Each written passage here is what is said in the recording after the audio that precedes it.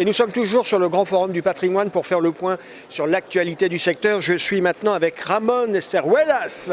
Ramon, bonjour. Bonjour Frédéric. Ramon, vous êtes spécialiste produit chez BNP Paribas et votre domaine de compétence, c'est action globale et thématique. On va parler d'un fonds que vous venez de lancer récemment qui s'appelle Ecosystem Restoration. C'est quoi? C'est restaurer les écosystèmes, c'est ça l'idée du fonds? Oui, en effet, c'est un fonds action globale qui va investir dans des sociétés qui vont nous aider à récupérer cette capital naturel, l'air, la terre, les villes qu'on a détruites. C'est des sociétés qui font du traitement de l'eau, qui purifient l'air. C'est des sociétés qui nous aident aussi à isoler bien efficacement les bâtiments, qui nous aident à faire de l'élevage, par exemple, durable et responsable. Donc ça peut toucher de l'alimentaire. Tout à fait, ça touche l'alimentaire. C'est très transversal. Très transversal en termes de secteur. Vous avez des industriels, vous avez des consos de base. D'accord. Et c'est vraiment très diversifié. Action globale, ça veut dire action mondiale, aussi bien États-Unis, Europe, émergent, Chine. Oui, tout à fait. C'est complètement global. On regarde les sociétés, le chiffre d'affaires ou bien les bénéfices, et on voit s'ils sont liés à la vente d'un produit, un service qui nous aide à récupérer le capital naturel n'importe où dans le monde. D'accord. C'est un fonds qui est récent, qui a été lancé il y a un mois. Oui, oui, juste le 3 juin, en effet, on l'a lancé. Oui, c'est très récent. C'est bien. L'accueil des investisseurs, parce qu'il faut faire un peu... Alors, en même temps, c'est à la mode. Et en même temps, il faut toujours, sur ces sujets, encore continuer toujours à faire de l'éducation. Je crois que oui, il a un élément, il a un sens d'urgence aussi, et c'est dans l'air du temps, tout à fait. Mais il y aura des investissements vraiment gigantesques pour nous aider à récupérer ce capital naturel.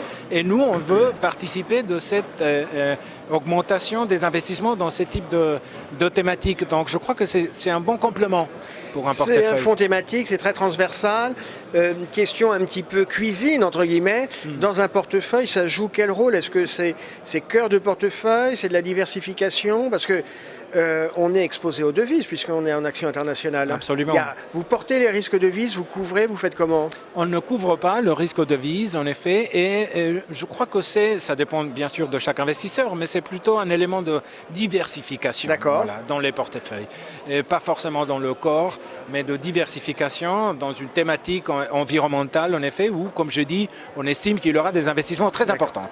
C'est toujours un exercice délicat, on ne va pas parler d'objectifs de rendement, mais normalement ce type de fonds qui est très transversal, souvent ça présente une volatilité moindre par construction parce que je vais avoir du traitement de l'eau, de l'alimentation animale, etc.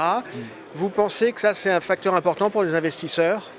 Les secteurs qui vont avoir un poids important dans le portefeuille sont plutôt des secteurs défensifs, pas si volatiles comme d'autres, la conso de base comme on parlait avant, ou bien même les services aux collectivités ou les industriels qui ont ce service d'améliorer la qualité de l'eau, etc. Donc on pense qu'il y aura une volatilité un peu moins élevée long terme que les marchés actions traditionnels. Ok, et donc ça va être un véhicule, a priori c'est plutôt un véhicule pour ce qu'on appelle les placements de mon père de famille avec un horizon de 3-5 ans. On est sur du moyen-long terme. On n'est pas là pour...